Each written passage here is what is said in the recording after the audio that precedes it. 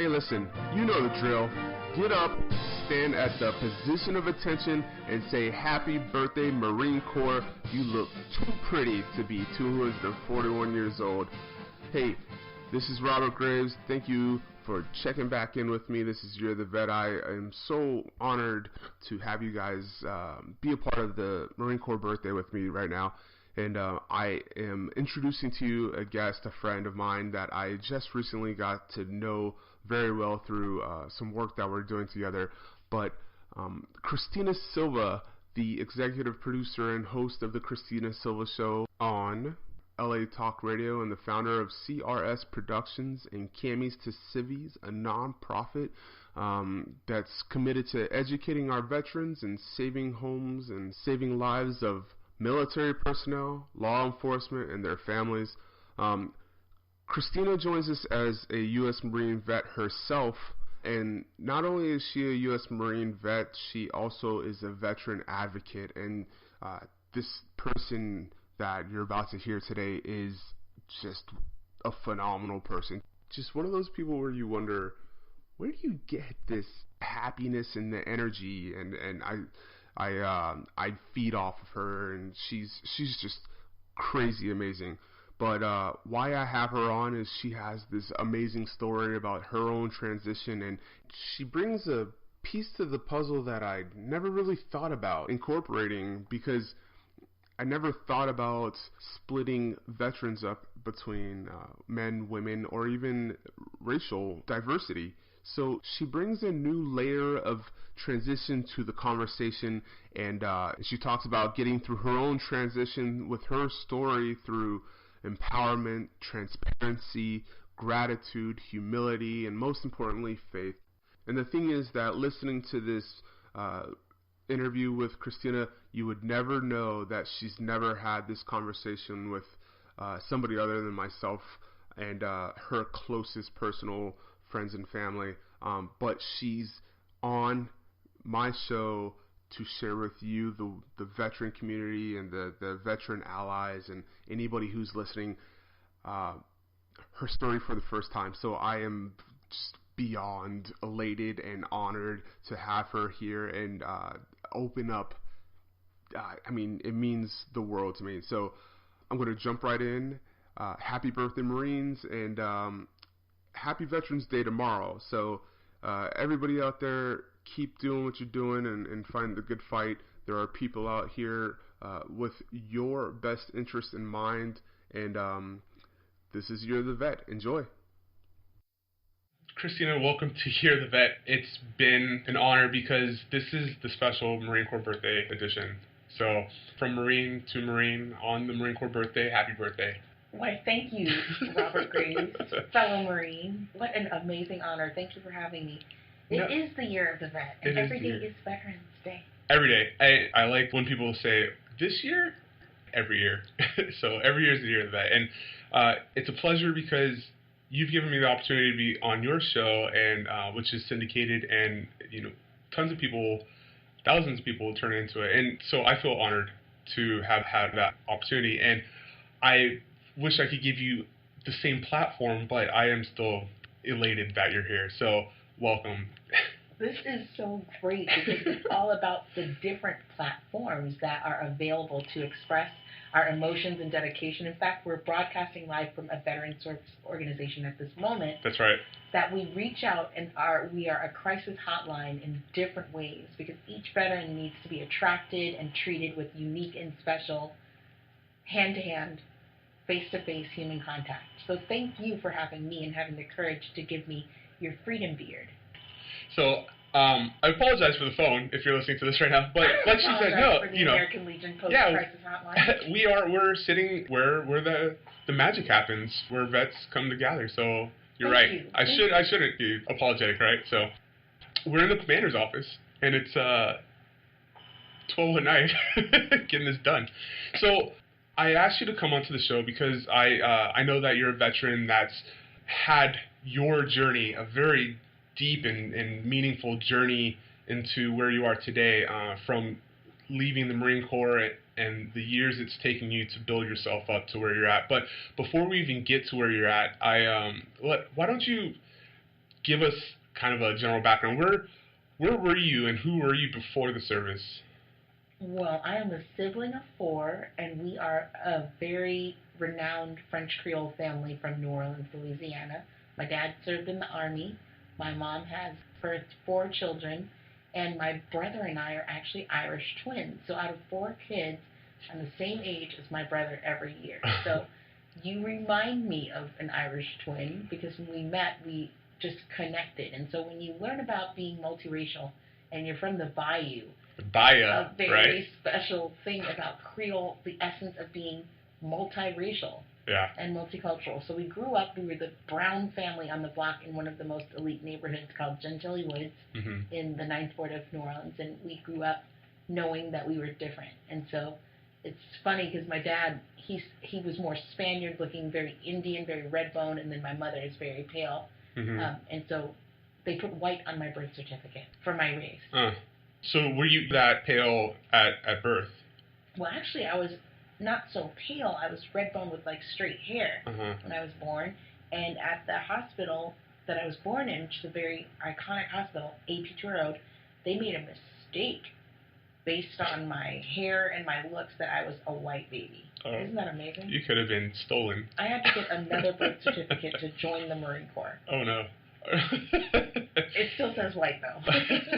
So you grew up an Army brat, or was he on his way out when you were born? Or my dad was drafted to Vietnam, and in the 60s there was so much racial tension and still segregation in the South at that time. We were threatened, and so my dad was actually injured because of his race by his corporation that he worked for. He was a truck driver. He went to the Army and came back, and he was actually blown up because of his race at his job that he acquired after he served in the military. So as a veteran, as a transitioned vet trying to establish himself, he went through this process of trying to be a person and kind of got the repercussions of the southern racism at the time, huh? That's incredible. So you and I match up knowing that those separations and that whole scenario of uneducation or lack of education between any kinds of brand lines, like the gap and the bridge that we're trying to create even in the veteran community still exists today. In fact, I went to New Orleans 2 weeks ago to see where I had grown up, which was completely engulfed in water during Hurricane Katrina, but my family always stood for activism and religious unity. And so my grandfather actually was a Baptist minister for over 45 years in the same area of New Orleans, but from the project. He resounded using the Bible to save that community, which is ridden with like drugs, prostitutes, like one of the most dangerous places on earth. New Orleans. But the gumbo tastes good. I went back to Alabama, where my father's family is, for them to learn who my wife was. You know, they've never met Arlene at the time, and so I brought her there for Thanksgiving. And I'm in my 30s, and I didn't learn that my family had gone through getting hosed and the sit-ins and getting locked up in jail for freedom rights up until now. So it was kind of, it's interesting now as an adult because I have a different perspective on it. And you're right, you know, once you move on into the military, it's still there. It's unspoken, but in the book that I wrote, How to Grow a Beard, I actually devoted a small chapter to the Confederate mind of somebody who wanted to teach their N-word roommate a lesson. So, so you grew up in that. And what would you say is the strongest value that you took away, positive value that you took away from that time in your life as a young girl? I really appreciate my mom and my dad. I grew up with 2 parents until I was basically an accountable youth till age 12. And so I basically really appreciate my dad being a leader, an activist, and someone that stood up with Army values, was trained to know that his skin color did not mean that he couldn't go in a restroom when it said whites only, or that he couldn't buy a home in the most elite place in New Orleans. And so I have that same fighter spirit. I just chose the Marine Corps, not the Army. Love you, Dad. And my mom prayed up all the time, a warrior that told us to love God and to be who we are in our own visions, that we are not defined by good or bad hair, light skin or red bone skin, or dark skin or chocolatey skin. But of my siblings, I was one of the more brown-skinned children out of my siblings, and my sisters were fair-skinned with light eyes and nappy hair, and I got good hair and dark skin. So isn't that funny? That good hair. Yeah. I know we already talked. You don't that watch movie was so Oh, you have seen Good Hair. Chris Rock. I love documentaries. That is funny. I want everybody to watch that. It's so funny. Yeah. We're so much more than our hair. So you grew up in this kind of segregated area, and then you went to high school, and you were a cheerleader. A career drill teamer for like 9 years. How'd you get into that? I have always been a motivated person with zeal, and it's so funny, when I met you a short time ago, you said, who is Christina? Like, who really are you? Oh, well, I'm this broker, I'm this producer, I'm this high school journalist, I went to college for a couple of years and joined the Marine Corps. Well, cheerleader at heart, cadence calling, motivator. Cheertastic, right? Most definitely. And, I mean, that was something that you embraced, and it was you, and as an adult, I can see that in you now. And our college play with Samo, the junior college, still means that I believe centaurs don't take no jive. Like, it's so funny when you grow up and your choices that you make, everything's predestined. Yeah. Yeah. Sometimes, but being yourself isn't enough, or sometimes people don't accept you or know who you really are. But I appreciate that you asked me, no, who are you really? So I think I'm honored to be a congregator and a cheerleader to help promote and help others find the light and the positive side of what they may be going through, or if something's bothering them, I have a certain light that is not able to be put out very easily. No, it's very addicting, and I say that in the most admirable way possible. I've seen people light up when they just see you walk through the door. It's crazy. But you mentioned centaurs and Samo, and so I guess one interesting thing is that when we met, we were kind of looking back and forth at each other's background. I realized that you and I actually share the same alma mater, which is crazy. You know, we're both Culver City Centaurs from different eras. It's a small world. You know, I love that about our bond, that we share that. How'd you end up in California from Louisiana? So funny. We're a product of divorce, unfortunately, which happens to a lot of families. Yeah. And I just know, when I look back, I'm thinking my dad had PTSD. I think it ruined my mom and dad's marriage, in hindsight, knowing all that is prevalent in our industry to identify what happens to people. They can call it bipolar, they can call it depression, they can call it being manic depressive or whatever it is, but that was PTSD. I'm sure that my dad, after having served, really did get into the alcohol and the anger and I want to say I finally understand what that was. Yeah. And I always blamed myself. You know how you're a kid and your parents split, you sometimes take on guilt and you think it was your fault or your sibling's fault. Or, you know, my mom, she didn't work, but she was like an amazing wife, and it's just funny looking back. That was probably many of the signs I remember as a kid in the arguments my parents had. Yeah. What signs? Well, okay, I guess the first question would be, at what point in your life did you correlate that time in his life and your mother's life was affected by PTSD? At what point could you say, okay, I get that now? Age 5, really. Really? Because I had a keen sense of being really attached to my dad and very close to my mom, too. But I knew from the emotional problems that spilled over onto myself and my siblings, I remember going to family counseling, too. My parents fell in love in high school, and so looking back, this is pretty interesting to be so open about this. But once you understand what was malfunctioning in your childhood, it can answer questions in your adulthood when you reflect back. So I'm really proud of myself to be so open about this. Yeah. And to actually have it come to the light, and that I can pick up on it and share it with you and your listeners on your show. What key points did you start noticing at 5 that were different? So, you know, PTSD is a huge topic in the veteran community right now. And really, TBI should be as well, but, I mean, that's a whole other topic. But PTSD is one of the hot topics that even civilians talk about. We talk about the 22 push-ups for suicide prevention, and PTSD causing depression and into drugs and alcohol. And so we know what PTSD is in essence as a word, but as a 5-year-old, what were you noticing? I noticed, and I remember so vividly the fights my mom and dad would be having at that age. And then I noticed even more in myself how it would make me turn in and feel like it was my fault. Yeah. But I had my brothers and sisters, and they reacted differently, introverted to extroverted and such. But I remember one flagrant day we were getting ready for school. My mom was pregnant with my sisters, who are 5 and 7 years younger than myself. Yeah. And so I will never forget that day. My mom had to go to the doctor's appointment, and my dad had to brush our hair and get ready. And we were 2 girls and 1 boy, and he couldn't really handle it because he was healing from some injuries. And then this big, huge anger explosion. I'll never forget that day. That was age 5 going to kindergarten. Yeah. And it was Christmas time because I remember the gingerbread house that I had made for my student homework project. That day we were going to go to the school, and it got knocked onto the floor. I remember that. They split when you were 5? Yes. No, they split actually when we were 10. When you were 10? When I was 10. Okay. And my brother was 10 too.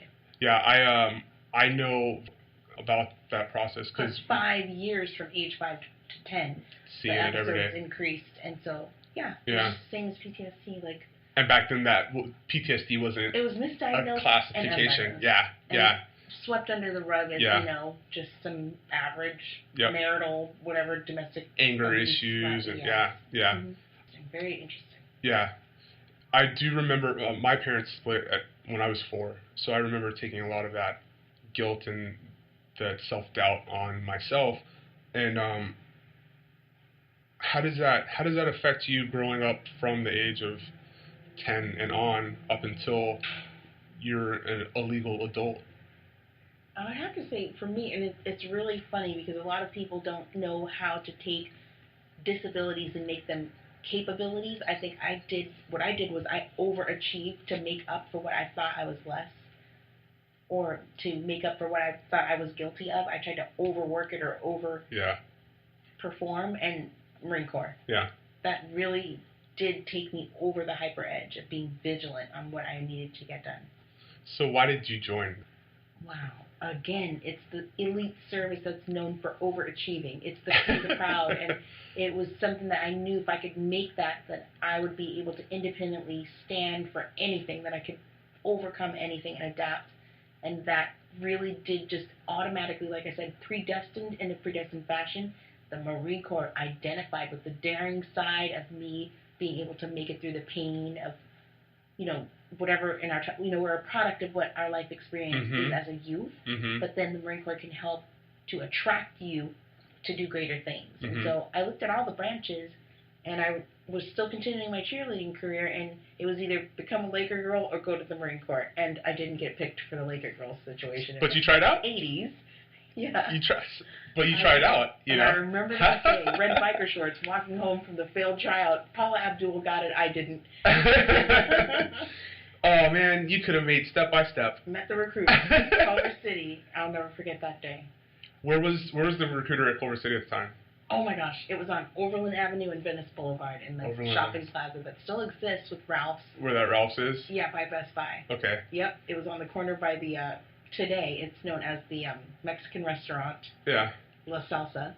Mine was, that's where it was? Yes. Okay. Where I passed away from. Sorry, listeners. We're just reminiscing. Mine was, where the old Culver movie theater used to be. Now it's a bunch of condos right across from. It was El Pollo Loco back in the day. Yeah, right.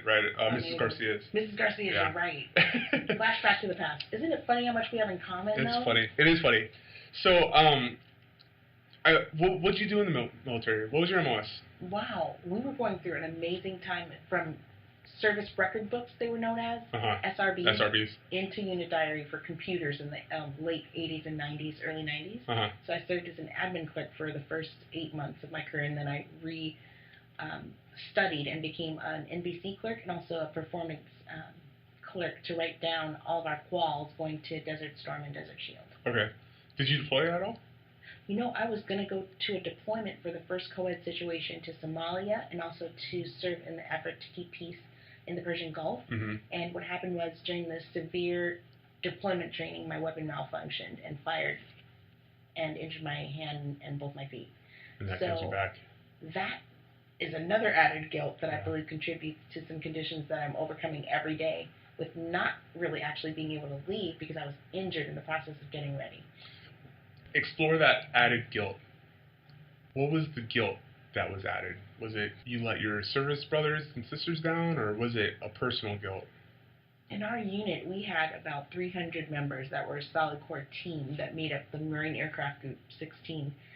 And we had only 2 or 3 WMs at the time they called Women Marines WMs that were eligible to go and deploy. And so they tested us for some special duties. So I was assigned to the commanding officer on a special duty for this particular deployment that was going to spin off and go to Okinawa on the first co-ed deployment on a ship with the Navy. And it was a really volatile time with like 7 different efforts going on at once. Yeah. And so the guilt originated from being like, one of the women Marines that would be pregnant and injured at the same time with my wisdom teeth out. And that was like the worst possible Marine Corps scenario of a wimp is to get maternity camies, get injured on deployment, you couldn't hang, and administer gas because you're smart and you got a special duty for the CO. And a meritorious mess at the same time. And when you want, and you're like eager to prove yourself, right? You're like, definitely. Let me just prove myself. I don't want to be that person. Yeah. Yeah. And it's just like a lot of things in our lives. Like I was going to be a retirement Marine. I loved it so much. I was being promoted fast. Due to all the changes in the computer generation and the computer world, they tested us. I got like a 96.8 on the ASVAB test. So I got picked on for being smart, and I was like in the books. I could read, write, and speak. And that back in the day, Marines were joining and only had to get like a 50 on the ASVAB to get into becoming a grunt or one of the comm squads or any of these other billets. But I did want to go into journalism, but they because of, I believe, gender discrimination, put me in the gas chamber instead. While I was pregnant when I didn't want to. It's crazy. And that's crazy. Thank God for my sons. Yeah. They're amazing children. And Marine Corps for women is just different because you go through such an automatic kind of series of degrading scenarios because of your gender, and then race added on top of that. Are you white? Are you black? Are you this? Are you that? It was just really something that for me built me up to make me even more hypervigilant. Yeah. And to succeed, I became the Iron Woman out of boot camp. Had a perfect physical excellence test. Yeah. And I got awards, and I just loved it so much because adversity fires me up. Yeah. For some people, it can kill them, and that's what I believe the 22-1 suicide rate has a percentage of people that are low, and I'm high. Yeah. Like low depression and hyper depression is different. Can you explain that? Oh, I have the kind that like I'll just get all over it. I can stay up for like 3 days and get it done. Yeah. And some Marines, they would become more introverted and get depressed and say they can't do it and harm themselves. And that was real. So depression, you deal with depression by activity, keeping yourself busy. Yes. And some might think that's a good thing. Like, oh, look at you, you can keep going. But realistically, you're always on, and you don't have time to yourself, right? There's no time for thought processes that are healing, because you're running away from them, right? In a sense. I wouldn't say running away as much as running to prove a point. Okay. Running to get appreciated. Running to be recognized. Running to be enough. Yeah. Running to qualify all the time. Yeah. Did you feel that the culture of the woman Marine was kind of similar across the board? Like all of your peers were similar in that aspect? Absolutely not. Uh-huh. The Marine Corps is a very tall order to even attain, and to be a good Marine, an excellent Marine, an elite Marine is no laughing matter. You have to really accomplish something to get awards and ribbons. Yeah. Outside of the Good Conduct Medal, in order to get any kind of written up anything in that time, even to date, is like an amazing accomplishment. So I know that the Marine Corps built me and made me who I am. Yeah. Relentless. One shot, one kill. Like everything I do, I'm going to keep on doing it. Even if it takes 30 years, I will get it done. Can I get an oorah? Oorah. Love it. At what point in your time in did you recognize that you gained the respect of your male peers?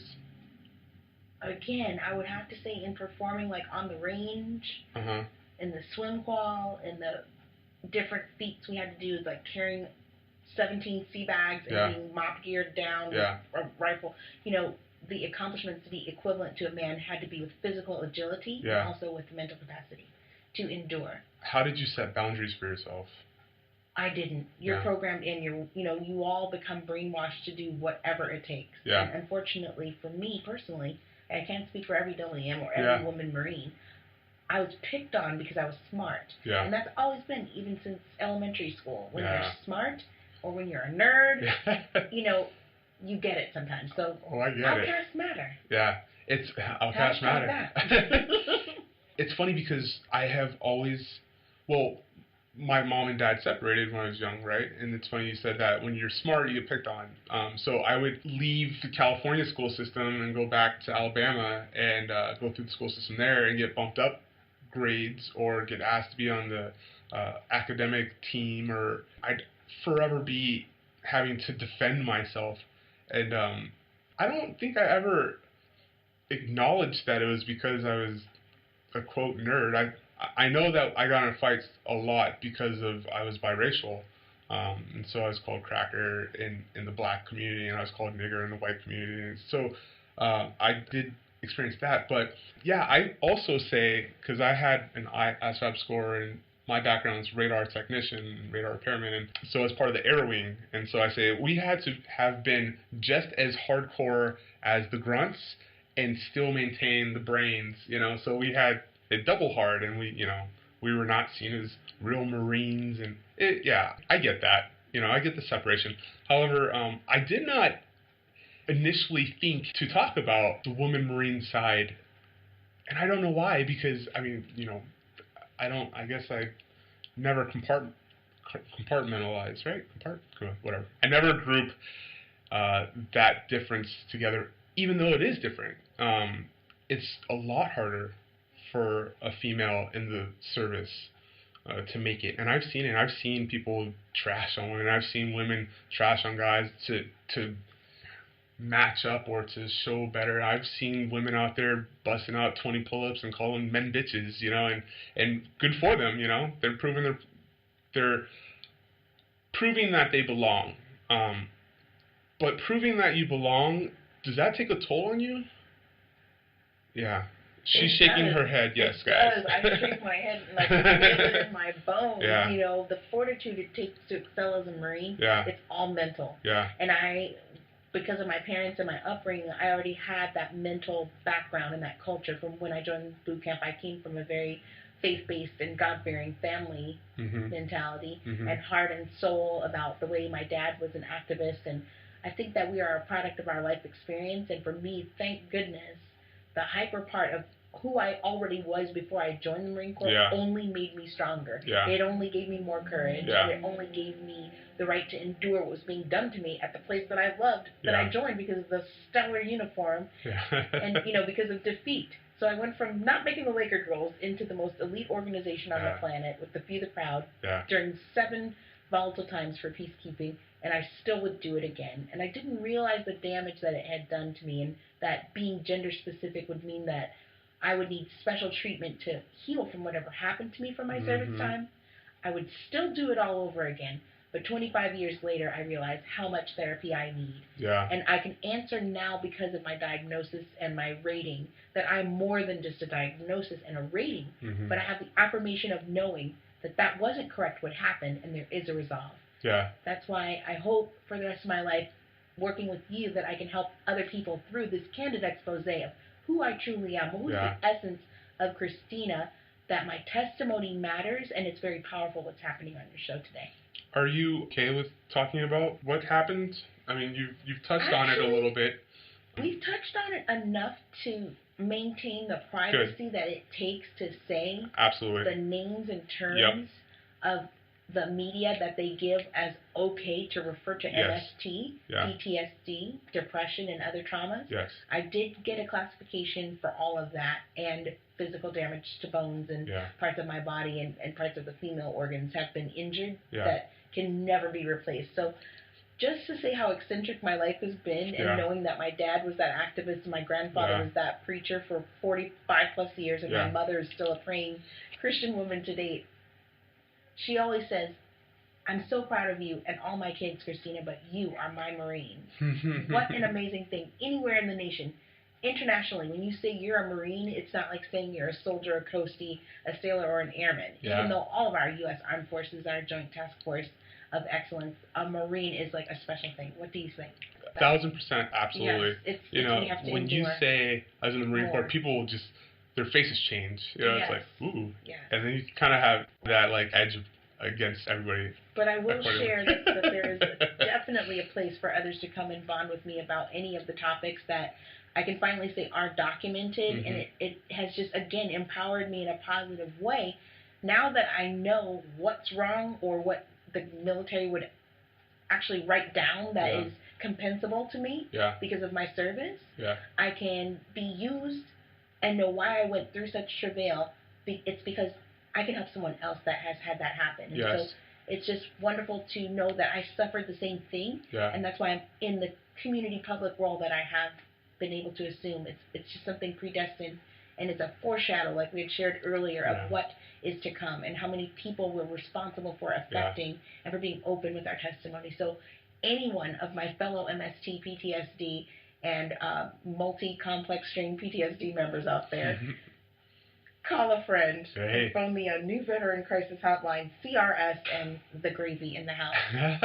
Thank you for your service. Thank you for your service. Well, before I even joined, you wanted to join, and I was on a whim. So, nice. But no, I appreciate that, and I know I'll reiterate this later, but as I've shaken multiple people's hands and learned about tons of new individual stories and given books out and, you know, had people cry on my shoulders about how tough transition has been, I've learned about people's stories that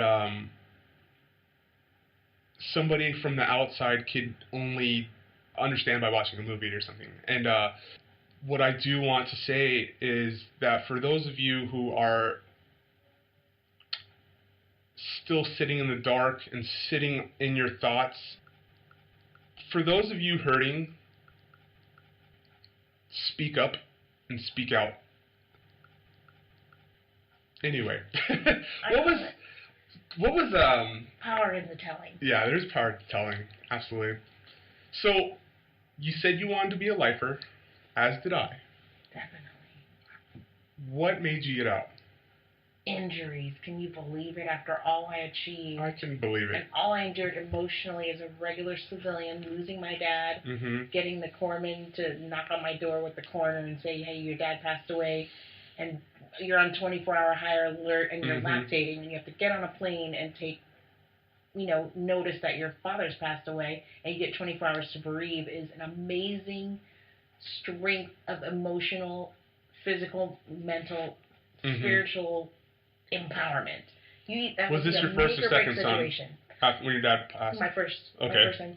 It's just so funny. Like, we are made as humans to endure a whole bunch at a lot of stress at the same time. We can overcome just about anything. That's why I still, even to this day, remember the acronyms and the slogans and taglines we were taught.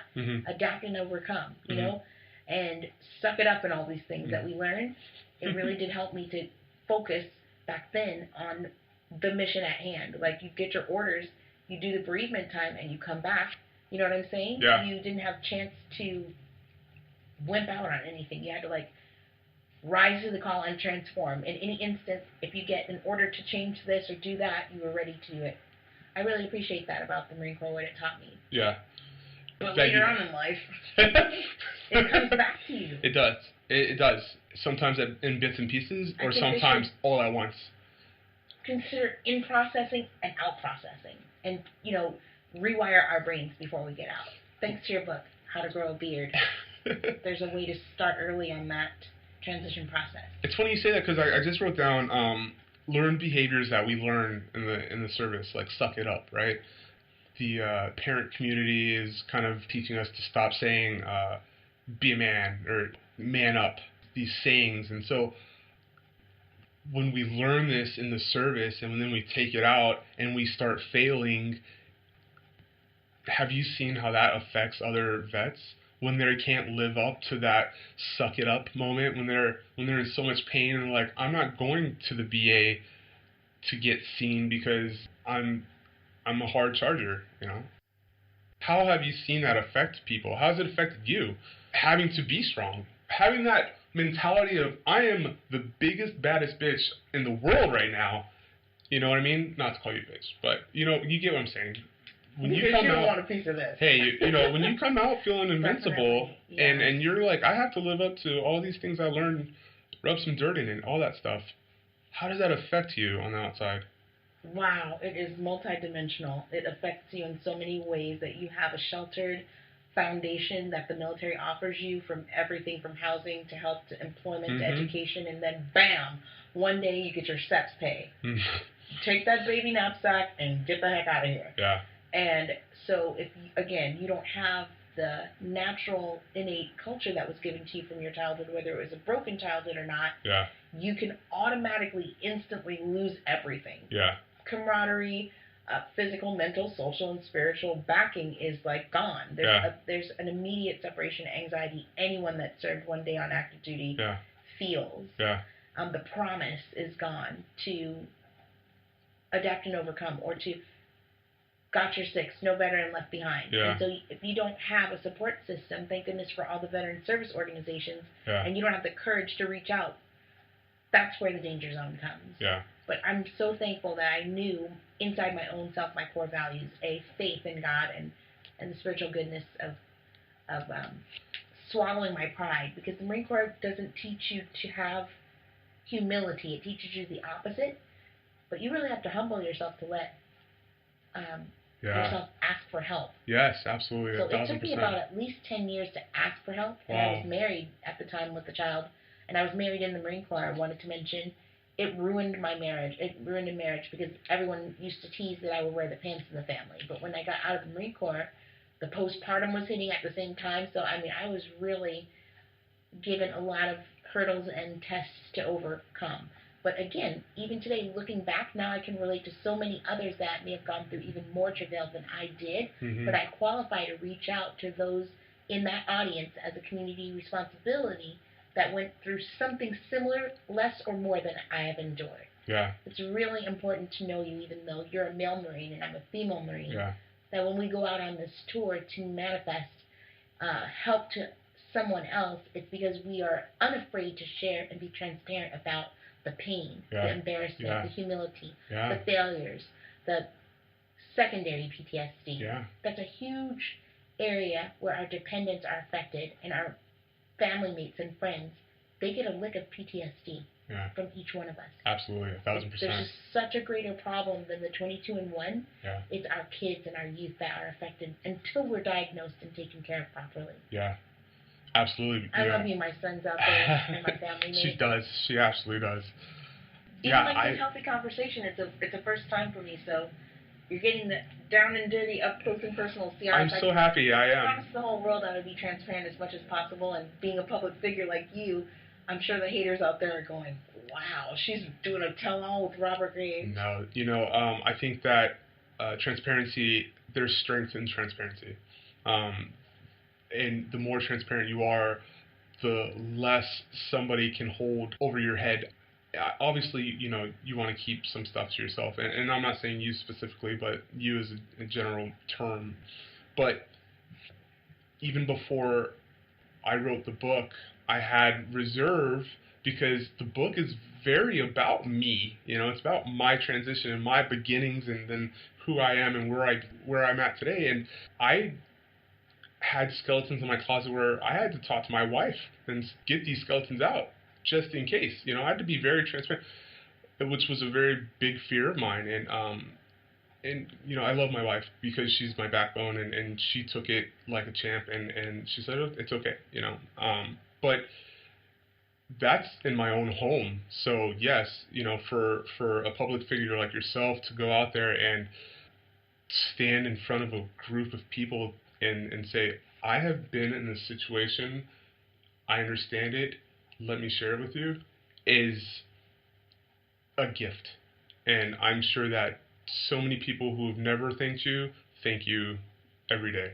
So I appreciate you doing that, and I know other people do too, and I'm telling you that we appreciate you if you've never heard it. So thank you so much. It's birds of a feather flock together, and some of our sayings, like sucking it up, the saying that I thought of when you were saying that to me, and I want to thank you for that, is I can accept a compliment from you, which I couldn't do over the years very much with low self-esteem and other things that I've suffered throughout this process, personally and with my military career, and as a mom and a wife and a failed wife and a good mom.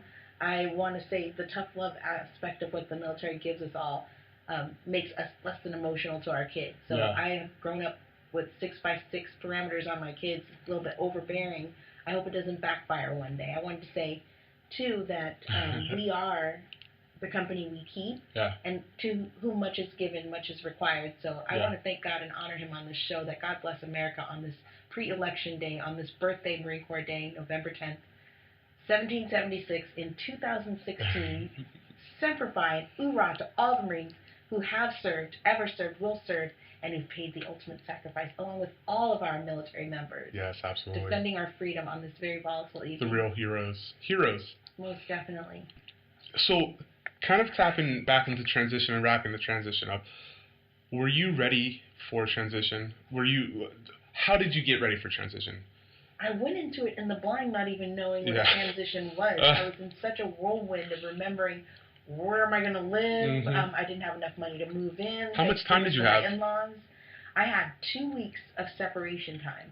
And at the time, we were on a full-time service support call list for our inactive reserve because of the Rodney King riots in L.A.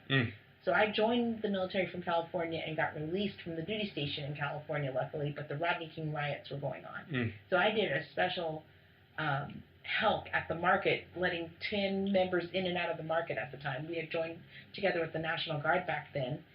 I remember so vividly that the time that I served was absolutely incredible on this planet. That is a shitty time to get out. Craziness. I In can't. the 1993 time zone, we had so much going on. That was a horrible time to get out. We had the most enlistment, believe it or not. Yeah, I bet. Re-ups and people wanting to come into the military to fight that fight, which is still the same war on terror 16 years later, right?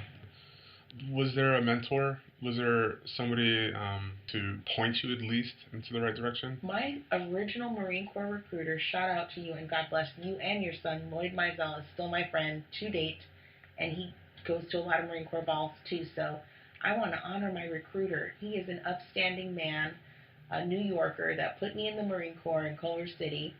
Still in touch with him. I think I talked to him about a week and a half ago. Was my mentor the entire time.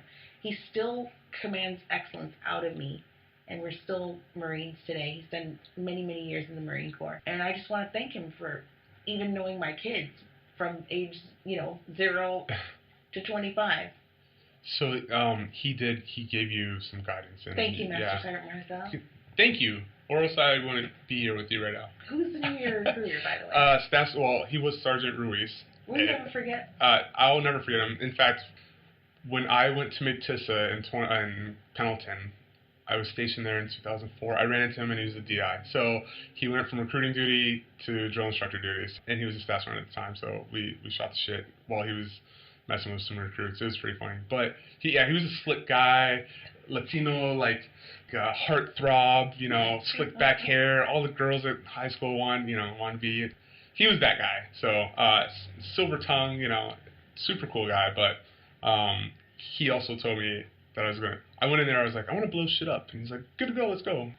Next thing I know, I'm in 29 Palms, turning wrenches on a radar. So. Whatever. On the yellow feet. When you stepped on those yellow feet, oh my gosh! Did you go to Paris Island? No, I was a Hollywood Marine. Thank you. But that pack was like 100 pounds going in the heat, humping it, right? 3 miles. It was a good 7 time. 7 miles, 10 miles. What was the first job you had when you got out? Oh my goodness, I had a lot of jobs, believe it or not, since age 14. I worked at the Vets Park as a camp counselor. My brother and I did that. We're the same age every year for 3 weeks. I said we're Irish twins, and we did that. And then I was a cashier at a Handy J car wash. It's an iconic car wash in Culver City on Washington Boulevard. And I just remember working at the brand new Fox Hills Mall. As a transition vet? Yeah. I said, No, before the Marine Corps. Oh. What did you do? What was your first job after this? this? I became a real estate agent. Okay, When I first immediately? got out of the Marine Corps. How'd you get within that? 6 months. I was given a Christmas gift from my husband. And he knew something was wrong with me, and he's like, I was nursing our baby and everything, and he's like, you're a real estate agent. I go, really? And he goes, yes, you're bilingual. You can go ahead and just get your real estate license, because I couldn't keep a job that would deal with my PTSD back then, but I didn't know what it was. I would get in, not be able to get along in a corporate environment, and that's what that was. So did you try? I tried. I tried. For the first months to work in a recruiting firm called Robert Half, I went and did accounting for like 20 years. Yeah. But the thing that freed me was becoming an independent contractor entrepreneur by myself in real estate. Yeah. I did really well at it for the first 15 years. Yeah. And then realized that I'm not a salesperson. I'm a communicator. Yeah. So here I am in multimedia now with my real estate business, but I teach real estate better than selling it. I really appreciate that. I want to tap into that small corporate time, because I started seeing myself do the same thing. Whereas I thought I was getting along with people, slowly I started separating and saying, I just can't stand you. We divide and conquer as Marines. We're going to one shot, one kill, and it's so funny when you choose a temp job or long and short term assignments. I think that temping actually made the PTSD worse. Okay. Because it gave you a reflexive way out to deny an assignment, or in the corporate environment, listening to those rules that they would have and regulations, and then you're an explosion waiting to happen if the training was not appropriate, or you're thrown into a place in, say, a property management temp assignment, and they're not prepared the way the Marine Corps regiment would have a workplace to have been prepared. It just caused a trigger, which a flashback, which is then the anger, or you feel like a failure because you didn't do the temp job as well. The adjustment to the corporate environment was very difficult. Looking back in hindsight, that is. You went into this temp job, and your husband at some point said, I want you to be a real estate agent. You went in real estate. You kind of took that by storm, started finding yourself again, right? There were other layers of problems, though. Remember that mental, physical, spiritual, and social effect actually ruined that marriage, to be honest. And so I've been single ever since, and knowing to realize that self-empowerment and self-discovery means that you have to look at what's wrong with you before you can love anyone else. You have to love yourself. How did you learn that? The best part of my life is a lot of losses over the last 20 years. Yes. It was really all my fault. And to everyone that knows me, especially my close family unit and including my kids, restoration is here. Its special delivery has arrived. God has healed me from all of the bad things that I've done, all of the traits that I'm trying to still perfect about myself. I know that I didn't love myself. And I actually hated myself and punished myself, which then in turn made me hurt others and ruin relationships along the way. Personal ones and private ones, and professional ones too. But I really am glad for forgiveness. It's the most powerful thing that I had to do. And over the last, I would say, core 10 years, I've had to do a lot of forgiveness and repairing relationships. And appreciating others is something I've always been good at. And helping others is something that I've always really treasured, because it's naturally and innately in me to be a motivator, a communicator, and someone that's very giving. So Christina, the meaning of my name, is follower of Christ. So I think I'm going to be okay in the long run. You are, and I believe that too. I wish people could see who you are on a day-to-day basis, because I believe that with all my heart. We are as we are. It's funny, you said something that sparked a story I heard earlier today when I went to go meet you this morning, and you were saying that all the failures created who you are, and the story was in the 90s, the late 90s, they had created this biodome in Arizona. Do you remember that? Biodome 2? I do. And it was an experiment to see if people could live in the biodome for 3 years in case we wanted to move to Mars, or, some kind of devastation happened here in the United States. And so everything was good in there. They had fish, they had berries and food and trees and flower, whatever they needed in there, they had. And the trees were growing tall and big, and then they would fall over and die.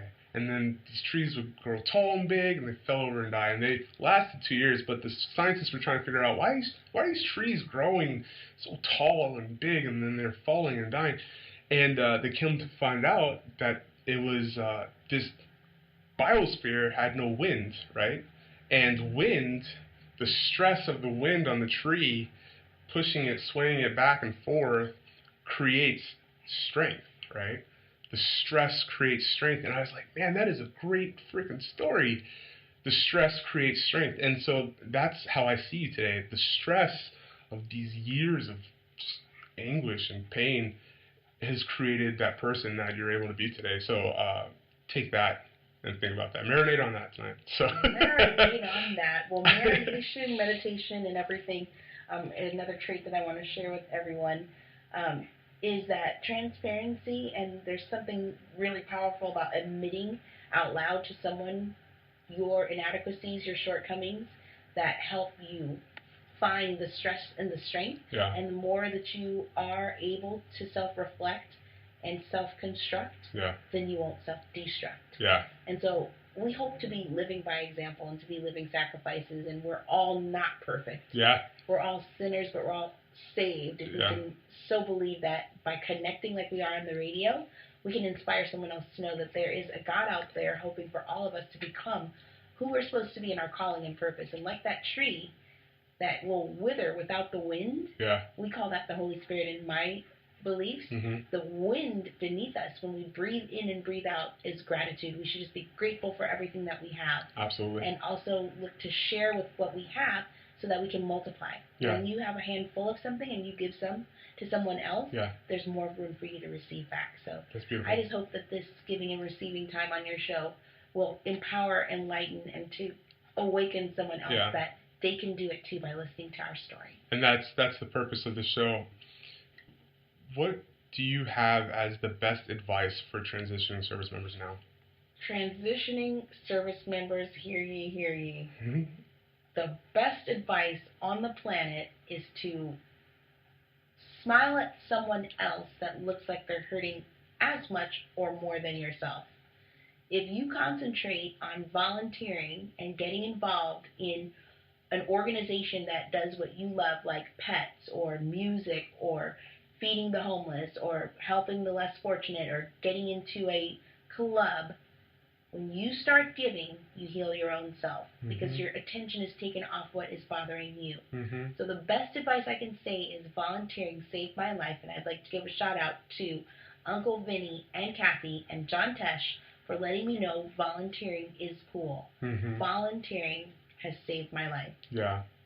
I'm pledging for a veteran fraternity, and they volunteer for the Soldiers Project, and I'm learning a lot about giving back. You know, I've always kind of had a hand in volunteering, but I've never stood with something that made it a philanthropy project. I just wanted to recap one more thing. Once a Marine, always a Marine. Yeah.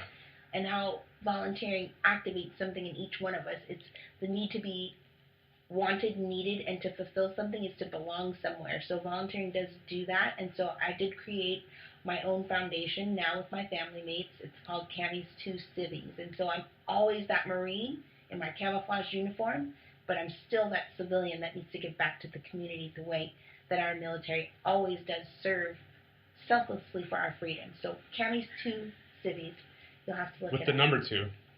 Camies number 2 That's right. civies.org. Now, what does Camies to Civies provide for the community? It provides a place to have chronic pain like I feel right now at this time. That's why I was asking, are you okay? When the temperature changes, I just seize up. But I've been working out at the gym. You know, I have a lot of different kinds of handicaps. And with my hobby motorcycling, I've also exacerbated those injuries with a couple back breaks or so. But I endure the pain without medicine because I really am looking forward to the holistic approach. And Camies to Civies is that platform where we can all come and share our ideas, life skills, and navigational pathways to our success. So that transition marries up with your book, How to Grow a Beard, really well. So you do process stuff. You've talked about learning about self-monitoring, self-processing, diving into your own mind, and you had to learn these processes. Can you talk about the process, your process, of how to overcome fears and adversity?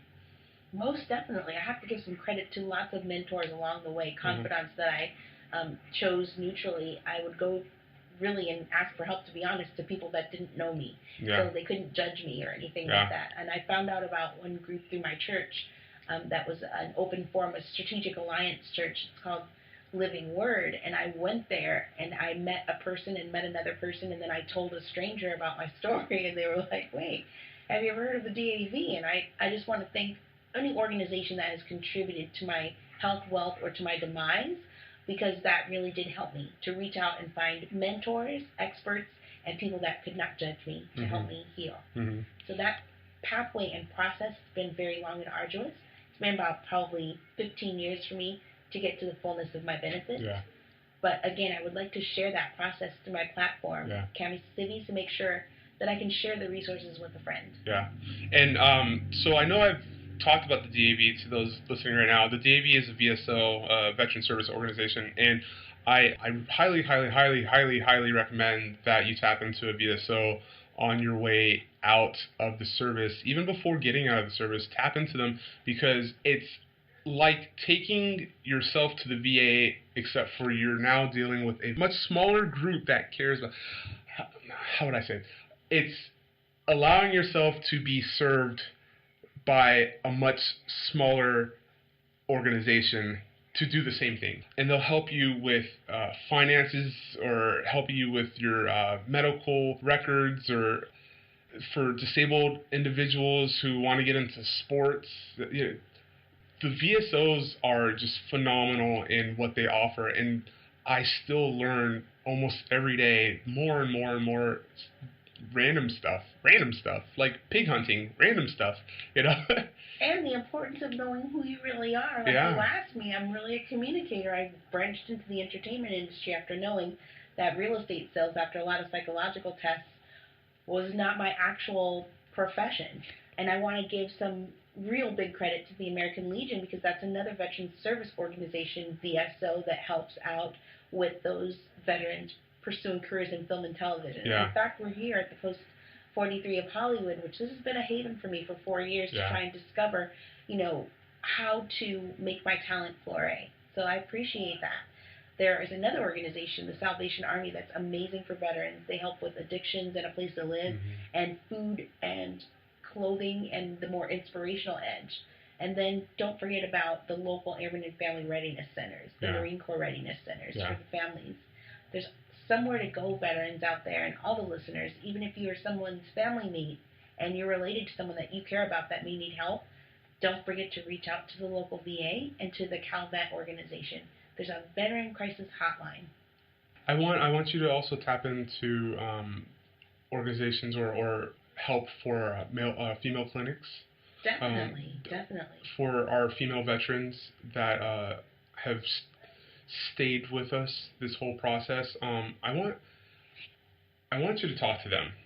Because I don't know, you have that knowledge that I don't have, and that I will have after this conversation. Awesome. There's an amazing icon that I've learned that has lobbied for women veterans in a very big way. Her name is General Allison Hickey, and Allison Hickey can be looked up on Google. She is an amazing advocate for female veterans. She's a retiree. She has partnered with Walmart over the last years, and to date has advocated for the balance of appropriated funds for women's clinics. And over the last 5 years, they made the first female eccentric clinic in Texas. And that is full state-of-the-art way to serve women with their psychological needs, mental, and even gynecological needs. So thank you, Allison Hickey, our general that cares about women the way women veterans need to be cared for. And that it's huge, because a lot of female vets do not understand that there are specific services for them. The very first veteran that cried on my shoulder, I had to do some research, and I was very proud of some of the organizations I had come across that dedicate their time to women veterans. Do you still want to talk about 31, 35, or? Sure, that's a perfect segue into Chapter 31, which is another way of utilizing your education benefits and your mental and physical benefits with the VA that you earn when you served. It's interesting. Chapter 31 is the vocational rehab chapter that allows for us to educate and vocationally transfer into an industry that's more fitting than what we may have used or known after military service. So it's helping me to go into public relations and communications to get a degree, but to get it in a very eccentric way. So Right now, I'm proud to say I'm part of a team in Long Beach that is trained on the computer and with specific certificate-based program classes, and then you segue into completing your 4-year degree, which I actually have a lot of transferable credits, and my Chapter 31 benefits are for a length of time that is more than my traditional GI Bill benefit. Yeah. And so each person is different the way they can apply for vocational rehab, but it's definitely something worth finding out at the VA, and the number is 800-827-1000. Please apply for vocational rehab and ask that VA representative when they answer the line to give you the education phone number that applies to your state and get Chapter 31 benefits. You can go online to apply as well at va.gov and get your e-benefits account profile set up. Chapter 31 is a very, very generous program. It is. I'm actually utilizing mine right now in my grad program, and phenomenal program. And if you get denied, don't forget to appeal. One after 2 appeals. appeals. One of the most important things ever said by another veteran is do not take no for an answer. Don't forget to appeal. You can appeal the answers you get back, and that's one of the big things that is, I believe, hinders our veterans and shies them away from seeking help, because they still think they're in that mindset of rank structure where, the front desk person at the VA says, no, you can't, and then not understanding that person may not have the answer or, is not the person to be talking to.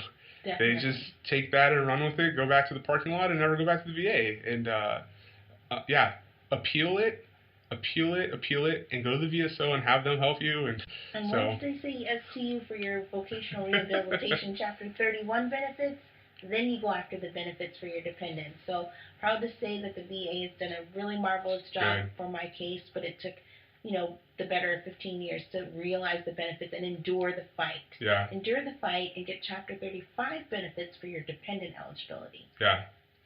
I'm writing that down because I need to get Arlene to college. I actually taught the professional how to grow a beard again. 35. And get his freedom beard benefits on Chapter 35. Arlene, you're going back to school. The little and the spouse.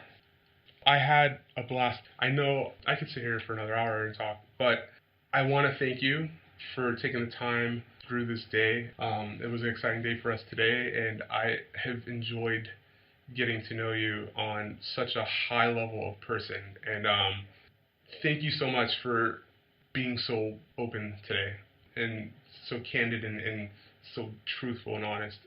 And it means a lot to me. I'm so glad that you got to share with my audience, and hopefully your audience turns into and really appreciates that other side of the voice on the other side of the radio more. So thank you for being a part of this. Happy Veterans Day. Yes, and happy birthday, Marine. Definitely. It's been educating our veterans with you. Robert Graves, Year of the Vet, #Outcast Matter. Outcast Matter. Peace out. And be safe. And be safe. So, you know what? Let me let you plug some social if you'd like to. Do you have any social media sites where people can reach out to you? Sure. Go ahead and do that before I set off. Hi, fans. Please stay in touch with Christina Silva, your listening ear, and your veteran comrade, advocate, and ambassador. Check me out on crsonair.com and tune in live to LA Talk Radio, Wednesdays live at 2 p.m. to the Christina Silva Show. Thanks for having me, Robert. Oh, she's so professional. I love it. Well, vamos a español también. So, thank you for tuning in. This has been You're the Vet, and I hope that somebody out there has had the opportunity to receive something they needed to hear tonight, and pass this on to somebody that needs this. Pass this on to somebody that is just yearning for hope and reaching out for help, and let's get some people back on their feet. So this is Robert Graves with Christina Silva. We're signing off. You're the Vet. I appreciate you tuning in. Have a wonderful evening.